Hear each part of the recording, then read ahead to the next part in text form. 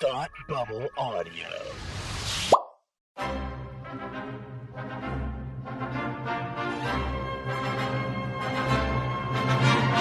Look, up in the sky! You will never find the more wretched hive of scum and villainy. Welcome to Beer with Geeks with Tim and Frank. Who are you? I'm Batman. I am Iron Man. Your friendly neighborhood Spider-Man. Hi, Christopher. I'm Nero. My name is Inigo Montoya. You're a wizard, Harry. A couple of guys with a couple of beers and a whole lot of pop culture nostalgia. Make it so, number one. Ladies and gentlemen, the Beatles. Name the dog, Indiana. Life finds a way. I am serious. And don't call me Shirley. Now sit back and crack open a cold one, because it's time for Beer with Geeks. It comes in paints? Shaken, not stirred. Great Scott! I was way off. I knew it started with an S, though.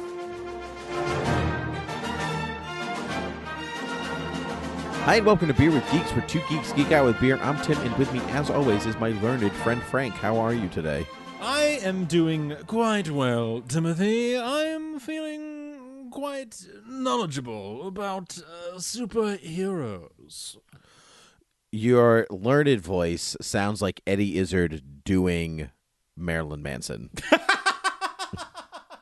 See, I was going for the sort of professorial, like, with a pipe in my mouth and elbow patches and everything. It started that way, and then it went into Jeezy crazy. Like, what are you? What are you doing? Yeah. All right, that's fair. I deserve it. Yeah, I deserve it.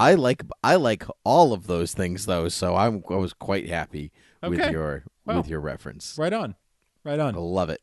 I love it. would like to know what beer you are drinking. I am drinking no beer, Frank. What? I'm drinking no beer. So I went to this 4th of July party, you see. Yes. And at this 4th of July party, I go mostly every year, and it is the family tradition that we play bingo at this 4th of July party. And you would think that sounds like we're like a bunch of octogenarians or something like that. But if you've never played, if you've never played drunk bingo, Frank, then you're, or at least play bingo while other people are drunk, you're missing out. Okay. So this year I've never won, but this year I actually won. Ah, congrats. And there are 3 rounds, and I won one of the rounds, and I won a lotto ticket, won no money, of course. Wow. And I won a bag of nips. And there is a huge range of alcohol in there. There was 2 vodkas, 2 gins, a whiskey, absinthe. Like there was a whole range of stuff. And so I pulled from the nip bag, because when else am I going to pull out a nip and drink it? Bag of nips. I got bag of nips. And so I am drinking an Evan Williams Honey Reserve, which is a very smooth Kentucky liquor. Nice. It's quite good. Mm-hmm. I've tried Evan Williams before. So it's a bourbon, right? Yep. I've tried Evan Williams before, but not the honey. I've tried just the sort of their regular bourbon. So I would be interested to see what that's like. It's quite good. I love Probably honey good. whiskey and honey. Yeah. Like, if you were going to give me a drink and you're like, you have to choose between like one of these whiskeys, I will always choose honey. Right on. Okay. No matter what. I didn't know that about you. I like that. Yeah. I like good honey whiskey. Yeah. Yeah. It couples with the kind of burning sensation that whiskey offers anyway. Like people, sometimes they'll drink a whiskey or whatever and they'll be like, smooth. To me, I'm sometimes like, smooth. Okay. So smooth. Depends on my mood. But a honey whiskey will never feel that way to me. It always is smooth. Nice. It's great. Nice. Good to know. I love it. Solid. Anyway, what are you drinking? I am drinking a New Belgium Voodoo Ranger Imperial IPA. I freaking love that bottle. Isn't that cool? It's a skeleton wearing like a Batman red sun jacket hat. And Batman red sun hat. Yep, that'll work. Yep. Yeah, it's just a fur hat with flaps. Yeah, but yes, What are those called? Like, I have one of those. Like the babushkas. No, I don't know. But I forget what that's called. But I have one of those too. Actually, the flap winter hats. There isn't bomber hat. No, I don't know. No, I don't think so. But anyway, could be a bomber hat. That's a bomber. He's wearing a bomber jacket. It's a bomber jacket. Yeah. I don't remember a hunter cap. I don't know. Well, hunter caps are usually plaid, but it's the same style. Yeah. So maybe it is just a it's hunter bomber cap. hat. I'm looking. Maybe it is called a bomber hat. Yeah. Yes, yes, that was your one look up. Oh, damn it. Yeah, you're right. All right. Well, that's going to make the rest of this conversation less intellectual. Timothy, what are we conversing on this fine day? We are conversing on a series of books, my dear friend, and not just regular books, but I could say they are comic books, but they're not actually comic books. They're books about comic books. Whoa, and that's the comic meta. book I know, isn't it kind of meta? Yeah. One of them is written by an author known for meta, actually. Whoa. So there you And go. known for comic books. Yeah. Anyway, so you know that we're true geeks because we don't just watch comic book movies or TV shows, and we certainly don't just read comic books, but we also read nonfiction books about comic books and about the creation of superheroes and their creators and the industry and their impact on society and all of these different things because we're super cool people, Frank. I would say so. Yeah, I would say that anybody listening to this right now definitely should know what they're in for because we are. I mean, it's on the it's in the name, guys. We're geeks. We're huge geeks. We're big enough geeks that we started a whole show to talk about how geeky we are, and now we are showing that by reading books about the comic books that we like. Mm-hmm. So, and over the last, I would say, year or so, you and I, definitely our whole friendship, but especially the last year, you and I have both dug into a couple of nonfiction books about comics and about heroes and so forth that have caught both of our interest. Absolutely. And so we've read, some of them are different from one another. Some we've crossed paths on the same thing. Mm-hmm. I've had to read a few more because of some classes that I've been doing. So some of my range is a little bit different than yours, but books we've definitely read, not together, like huddled up on the couch with our beer, but book club books we have definitely read together. We've read Slugfest, the epic rivalry between DC and Marvel Comics. Yes. We've read Marvel, the Untold Story, which is basically the history of Marvel Comics, starting from Timely Comics and then moving forward. We have read Supergods by Grant Morrison, the look at superheroes and what they can tell us about us in our world. That's right. And I think those are the three that we've read together. Did you read Superman by Larry Ty? So I actually have it sitting on my shelf right over there. I have not read it yet. Okay. I actually had to read a bit of it for a paper that I wrote. I knew you owned a copy of it, and I wasn't sure if you'd read it. Okay. Yes, but I have not read it yet because I'm reading the 900 page. I'm reading the 900 page biography of George Washington by Chernow. So I have no room in my schedule for such things as Superman. Good heavens! But I want to read it. But I want to read it so bad. Anyway, I mean, I'm reading the biography because I want to. It's not no one's forcing me. Sure. So you've read that one. I've read that one. Love that one. Larry Ty. And I'll put links to all these books in the show notes, by the way, just in case you're interested in any of them. And which ones we would recommend and which ones we wouldn't recommend. Correct. Perhaps. Spoiler. Pretty much recommend all of them. Yeah. I have read the Wonder Woman one. I've read two Wonder Woman ones, actually. I've read The Secret History of Wonder Woman by Jill Lepore, which is actually a little bit more of a biography on Marston. Okay. And then it's a lot of biography on Marston, and then it gets into other bits, but it's not really a dissection of Wonder Woman so much as Marston. Okay. Which is interesting. If you saw the movie Professor Marston and the Wonder Woman, that was one of the main influences. Okay, that was one film. I was going to ask. Yeah. Yeah, which took I would say a bit of liberty with the story, but I really enjoyed that movie actually though. So I would also recommend that. And then I read two others. I read Wonder Woman Unbound. Oh yes. by Tim Hanley, and then I read I read his Catwoman one, which the names is escaping me for a second. So I'm actually just going to use my lookup for. Would that be The Many Lives of Catwoman, the Felonious History of a Feline Fatale? Fatale, yes, Femme Fatale, yes, that's the one. I didn't have to use my lookup. Thanks so much. Yeah, yeah, that's the one. And he has a Lois Lane book that I have not read yet, but he has those 3 so far. So he's done Wonder Woman and Catwoman, and now Lois. I'm into that. Yeah, those are very. So let's start with stuff that we have read together, and then we can tell each other about the other books that we haven't read. Cool.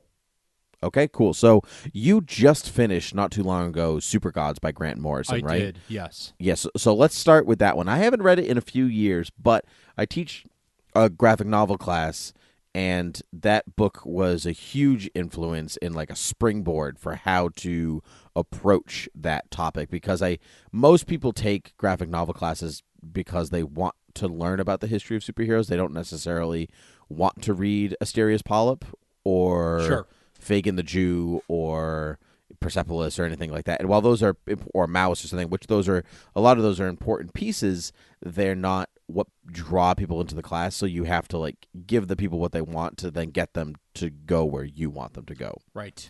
Rule of teaching.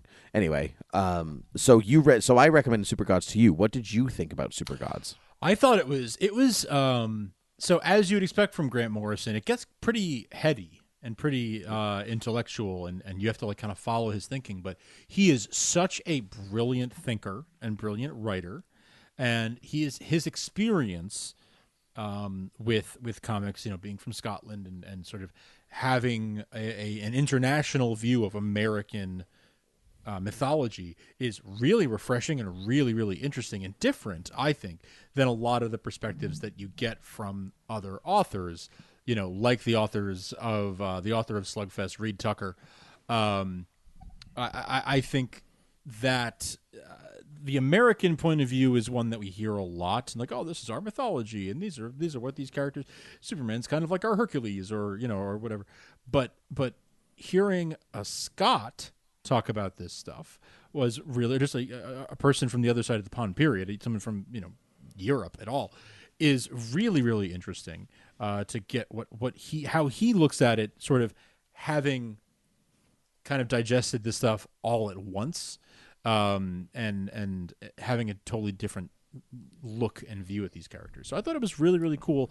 A lot of his stuff, he's very sort of psychedelic in his thought process, and he talks about a lot of that stuff, which to me didn't really speak to me as much, but his analysis of the history and the meaning of the characters, and then also of like the behind the scenes stuff that happened at DC and Marvel, was really, really interesting, and added a different layer than any other book or story that I've read or heard about this stuff before.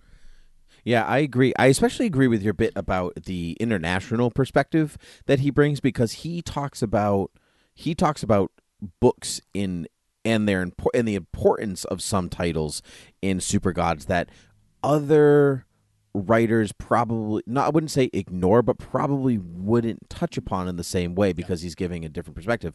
So he talks a great extent about why Marvel Man is an extremely important book for the growth of the industry. So people always talk about like, oh, Watchmen is so important because of this, and The Dark Knight Returns is so important because of this, and blah, blah, blah. Books like that. But people ignore stuff like Marvel Man. Sometimes they ignore stuff like 2000 AD, which is a huge British imprint, most famously for Judge Dredd, among many other things. Yes, that's right. But he is able to dive into that stuff and talk about it with the same eloquence and zeal as much as he's able to talk about Batman or Superman or Spider-Man or whatever else. He is clearly a DC guy, which is very interesting when you read this book. Like, what he talks about as the important things in the industry, most of it is DC.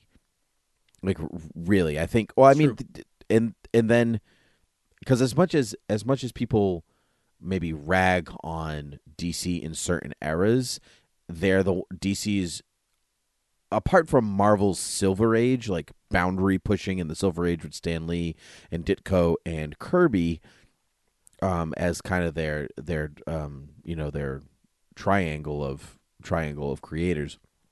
It's DC that was playing it safe, but the times that they didn't play it safe are the times that those books lasted, right? Right. And so in a way that not all of Marvel's are as important. And he kind of talks about that a bit. I thought that I like that. I like that perspective. And he doesn't rag on Marvel. I'm not saying that. No. But there's a time in which things are, when you're talking about the birth of an industry, the first one out of the gate is going to get talked about a lot. Right. That makes a huge difference. Speaking and he's about written for both companies too, which is so he kind of knows where his bread's buttered. Exactly. Yeah, he did. He got real famous like superhero ones. He got Animal Man. He did JLA, and then he hopped over to Marvel and he did New X-Men, and then he went back to DC and did Batman for a long time, and then he's been all over the map. I think he's coming out with Green Lantern. I think he's the next writer on the wave of Green Lantern. Oh. I know. Crazy space Grant Morrison. I'm there for that. Like, where has that been all my life? Because like he is the guy. I mean, like Jeff Johns notwithstanding, he is the guy to write the trippy space adventures of the space cops with the rings that can do anything. Literally anything. Can you imagine? He has the rings can do anything. Grant Morrison's mind can do anything. Mm-hmm. So what is that going to give you? So as long as the artist can keep up with the imagination of the writer, we're in for, I think, a real treat. I don't know if his is a limited run or if he's the new ongoing writer. I'm not positive, but either way. And then, of course, he has the Invisibles, which you just grabbed from your shelf. Can you talk about that for a second? Yeah. Because, like, if you've ever read that, the Invisibles is some real crazy stuff. Like, that's crazy, out there, weird stuff. And so I'm just thinking, like, this level of, as I page through my trade paperback, this level of crazy imagination applied to Green Lantern is... Mm-hmm. Is it the Green Lantern title or Green Lantern Corps? I think it's Green Lantern Corps. That seems more up so to it's Hal Jordan and the Green Lantern. And the Green Lantern Corps, yeah. Corps or whatever it is. So, but I think that title's ending to bring in, so like for his title to start fresh. I see. I think that's the cool. I think that's the deal. But I'm not totally up on that exactly. But either way, that Supergods, you mentioned the rivalry between DC and Marvel a little bit ago. So let's talk about Marvel the Untold Story and then Slugfest at the same time. Sure. I think we can do both of those. Talk about both. Yeah. Yeah. Marvel the Untold Story we read first. Yes. Yeah. Yeah, that was one of the first ones you recommended to me like a year or so ago, and that one was really good. Maybe a couple of years ago. That was a really interesting, it purely chronicles the history of Marvel Comics from the very, very early days through the last couple years. It kind of touches on the beginning of the MCU and sort of like, and now today they're in the movies. How about that? Anyway, that's it. That's true. That's how most books end up being, because the information isn't like you could talk about what happened in the office in the 1970s. Nobody cares anymore. Right. Well, not everybody's even around anymore. Now. No, that's all lock and key right now. We have no idea what's happening. Right. And so, but there'll be another version. Oh, sure. In 10, 20, 30, 40 years. Sure. And then I'll read that one too, because I want to know what happened in that 40-year gap. Me too. I really want to know like all sorts of like, well, we'll get there. God, do I want to know the conversations about the new 52? That's what I was just going to say. That's what I was going to say. I'm dying to know, like, during that era of, 5 to 7 years ago when the new 52 kicked off, and right before and right after and during, I want to know. I'm really curious about that. That's like the juiciest thing for me. But, in 10 or 20 years, like you said, we'll get a book about that. But Marvel Comics, The Untold Story was really cool because it really is it's very easy to understand, but it's a really good, thorough telling of everything that happened. And it pulls from lots of different primary sources, different interviews with different people who were there in the offices in like the 60s and 70s and beyond, and all the struggles that Marvel went through and everything else.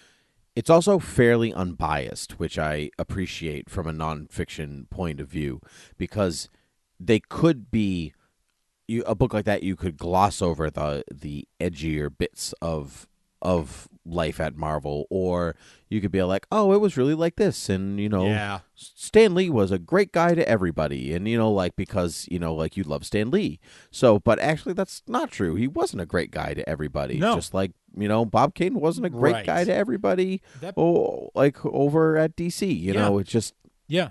This book made me realize those just things matter. The places where Stan Lee maybe kind of screwed over Jack Kirby or Sal Buscema or any of those guys, and Steve Ditko. Yeah, R.I.P. May he rest in peace. Yeah.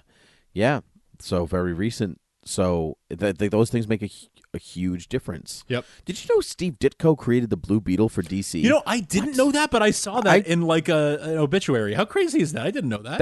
I didn't know that either.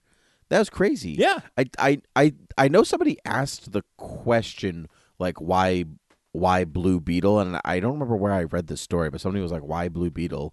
And and the answer was because it sounds better than Green Beetle. Because the Blue Beetle was a response to the Green Hornet. Oh, sure, okay. Yeah, so that was very cool. So anyway, so that's Marvel the Untold Story. The crazy thing about that one, which also happened a lot in Slugfest, was the Jim Shooter years at Marvel. Oh, sure, were just so interesting to me because here's a guy that's been writing comics since he was literally a kid. And DC didn't know he was a kid, creator of the Legion of Superheroes, didn't know he was a kid until they called his house and they were like, hey, I have this story for you to run down. And they were like, wait, how old are you? I'm 14. Let me talk to your mom. Yeah, exactly. Like, I couldn't believe you told me that actually on Supergirl TV Talk. And, did I? Yeah, and then because we were talking about the Legion, and then I read Slugfest where they touched on that, and I was like, "Holy crap! Like that is just so crazy. That is just so crazy." That's just nuts to me. Yeah. Now Slugfest, on the other end, it's billed as the epic rivalry between Marvel and DC, but because DC, as national publications that exist for so long, before Marvel hit its heyday in the 60s, a lot of Slugfest is kind of like Marvel the Untold Story, but it's from DC's perspective. Some of it, yeah. Like not all of it. It's not strictly that, but there's a lot of DC in there. Yes. The start, the beginning of it, right? Because the first like 20, 30 years or so are mostly dominated by DC. Of course, Marvel was around under different names and under different pieces, but it's sort of it starts there. It is. I do feel as though it's sort of I think the author is a little bit of a Marvel fan, and I think that comes through a little bit in sort of he has a little bit of more interest in the Marvel side of things than in the DC side of things. So once Marvel comes around, and once especially he starts getting to the movies and stuff, that comes through a bit. I agree. But still, it is it's the closest thing that we have to a DC The Untold Story. Which I just want so bad. Yeah, me too. I really do too. I want it like I wanted to read Harry Potter 7. I just want that story so bad. Right. While we're talking about Slugfest, it's worth mentioning, and I will put a link to this in the show notes as well, that there is a podcast, a limited run podcast. It's called Business Wars. And our friend Brent from Suicide Squadcast and Fans Without Borders and my co-host on Untitled Tech Podcast recommended this to me. It's called Business Wars, and they basically do limited series of like 7 episodes each on different business rivalries, and they did a set of them on Marvel versus DC, and they interviewed the author of Slugfest for it. Oh, so cool. It's like 7 episodes. I'll put a link in the show notes. It's like 7 episodes or so, and they're like 20, 30 minutes. They're short. I binged them all in like an afternoon. And yeah, it covers the whole history of basically the whole Marvel DC rivalry. It's a condensed version of this book. And so if you're interested in it but you don't have the time to read the whole book, this podcast is a pretty good thing. And at the end they have like an interview with the author of Slugfest. So it's pretty good. It's pretty good. I recommend that.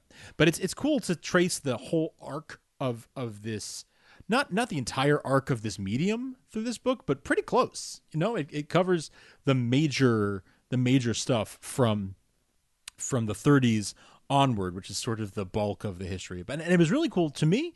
Where I learned the most, because where my comic book knowledge is the most spotty, is in the 70s, 80s, at the dawn of the comic book retailer, comic book shop trend, when that started, how that started, and the relationship that the publishers had with retailers and what that meant for the industry. So the different gimmicks that they would try to sell books, and what that meant for the big comic book boom of the early 90s, when everybody was buying up 1 million copies of X-Men and of Superman 75 and all this kind of stuff, because they thought it would be worth money one day.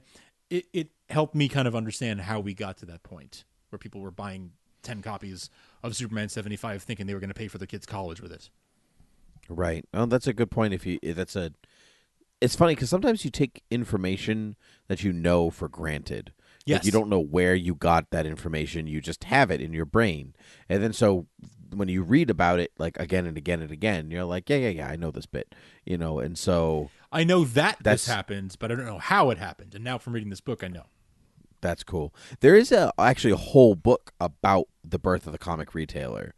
I don't know what it's called, to be totally fair, but I do know that there is actually a book about it, and there is an Audible version of that book if you are so inclined to listen to it instead. So that's those two, and I think that ends books that we read together. Yes, it does. Do you want to tell me about the Wonder Woman books? Yeah, sure. So the secret history of Wonder Woman,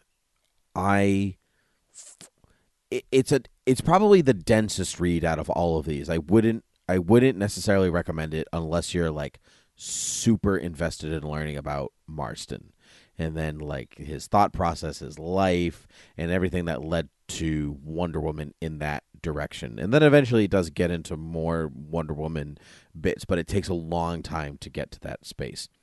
If you're more interested in the character than the creator, I would recommend Wonder Woman Unbound, which was super, super interesting.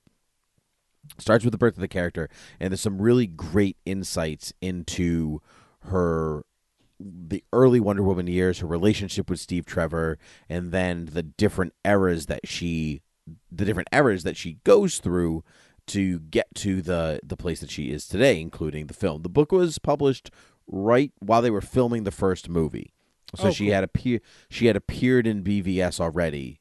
So but that's kind of where the book ends, and they said like, we'll see if the movie's good. Right, that's right. kind of, one of those. But the beautiful part about Wonder Woman is that her book always has to be published for DC to maintain the rights. Otherwise, they revert back to the Marston family, so she can never go out of publication. Her title has to be published, or the character needs to be published. Her title has to be published. It always has to be in publication, and there can only be a gap of like, I want to say it's like anywhere between 1 and 3 months. It's like a limited amount of time, like for business reasons. If somebody's late on a book or whatever, like there's a reason. Like, but like she always has to be in publication, and so which means that there's a lot to dissect when it comes to Wonder Woman, telling Wonder Woman's story, because she's gone through a lot of different transitions. And then on the flip side of that, the Catwoman book, Catwoman makes very few appearances in her early bit of her career because she doesn't have her own title until the 1980s. And so she's just a villain, like popping in and out. So that one isn't as dense when it comes to material to dissect and learn about Catwoman, and it not really until the 1980s, and then they can really dive into it. But by that point, you're only a couple decades away from the modern age. Sure. So if we're looking at the two, I would recommend the Wonder Woman one over the Catwoman one, unless you're a bigger fan of Catwoman. But both are incredibly enjoyable reads. They're easy to read, lots of good information, really, really nice insights into those characters that you probably wouldn't think of yourself, because you're not, when you read comics, especially when you're a fan from a kid, you're not really looking into things sometimes. You know what I mean? Sure. You're reading them for enjoyment's sake. And so looking at somebody who's like spent hours and hours and hours, if not years, analyzing a certain era or of a character, some pretty cool stuff. I'm sure the Lois Lane one is also good because she may not have always had her own title and still technically doesn't, but she's always been in publication. Lois is always in a Superman book. Right. There's never a time when she's not. She did have her own title at one time. Yes, she did. I mean, like a modern title. It's just not a modern title. See. Yeah. That's what I meant. So, so those are those two books. Tell me about the Superman book.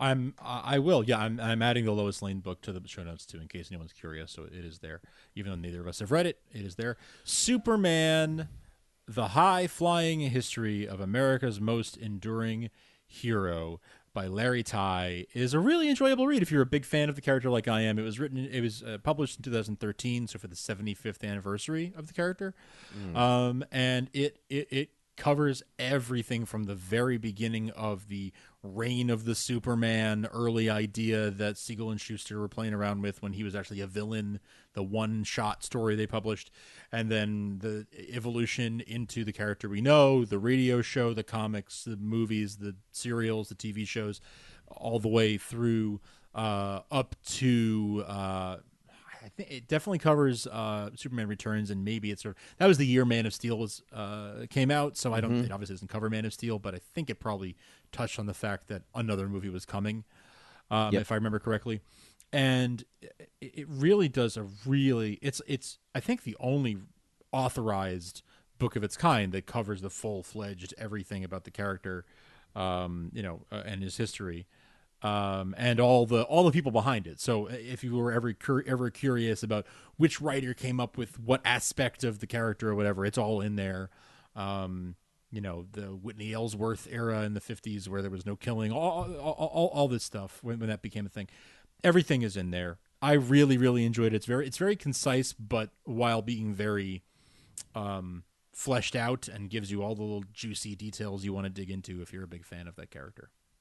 That's good. That's good. I'm definitely going to read it. I just sometimes when you have a book, you're like, yes, I have that. I forgot. Yeah, and I have to get to that. Total side note, fiction book. I just saw it on my shelf. I forgot it existed until this very moment, but I remember how much I love it. Do you remember The Last Days of Krypton by Kevin Anderson? Oh my God, what a great book. Isn't that an excellent book? I've read it like 3 or 4 times. I got my copy of it autographed by him at Dragon Con a few years ago. I love that book. Mm-hmm. It is. If you're a fan of the show Krypton, and you want to yourself more, to read the book. You owe it to yourself to read it. I mean, it's not the same. Obviously, it was but it's a really well written, intriguing take on the last couple of years, right? Last couple of years of Krypton's history before it goes boom. Krypton got it. Definitely months, if not years. Yeah. Yeah, exactly. And he did another one. He did Enemies. I think it's called Enemies and Allies, which is Batman and Superman together. But I actually enjoy Last Days of Krypton more, even though they're not in it. I did too. But I love the fact that it's Superman. Enemies and Allies is Superman meets Batman in Cold War 1950s America, which is super cool. It's not as good. It's not quite as good as The Last Days of Krypton, but it's a hell of a lot of fun. And Bruce Wayne is basically 007 in that novel, and it's so much fun. Yep. Yeah, it's good. All good stuff all the way around. Well, that was fun, Frank. I'm glad that we got to chat some books. That was great. Yeah. So you can find us on beerwithgeeks.com. You can also find us on thoughtbubbleaudio.com. Check out all of our Thought Bubble Audio shows, including but not limited to a bunch of shows, plus Frank's new one called Untitled Tech Podcast, in which he is breaking down some tech with Brent. You want to tell us a little bit about that? Yeah, we're not developers. We're not experts. We just really like tech. We like our iPhones. We like our iPads. We like our computers a lot. And we talk about all of it. We've been trying out the betas of the new iOS, and we've been just sort of like being like, oh, cool, that's a cool new feature they're going to introduce this September. So we've been trying that out. And then, of course, I'll also be at Stark Expo Live this fall in Atlanta, Georgia, September 1st with Brian Austin Green. and friends, and we'll be doing a night of podcasting for charity live. You can donate. You can come to the show. Check it out. Link is in the show notes. StarCrossPoLives@eventbrite.com. Very good. Very good. All right. Well, that means you can also find us on all other places that podcasts can be found, like the Apple Podcasts and Spotify and Google Play and all other such things like that. You can also rate and review us on the iTunes Store, which would be super cool and very helpful of you. I can also recommend to read all of these books because they were all magnificent and wonderful. And if you're interested in such things, it actually really even makes you appreciate, say, going to watch a Marvel film or a DC film much, much more. Yeah. To know a lot of the history of these characters and where they come from, and sometimes how miraculously they end up on screen. It's true. In of itself. It's true. Is pretty amazing. So I think that's it from us. So until next time, cheers.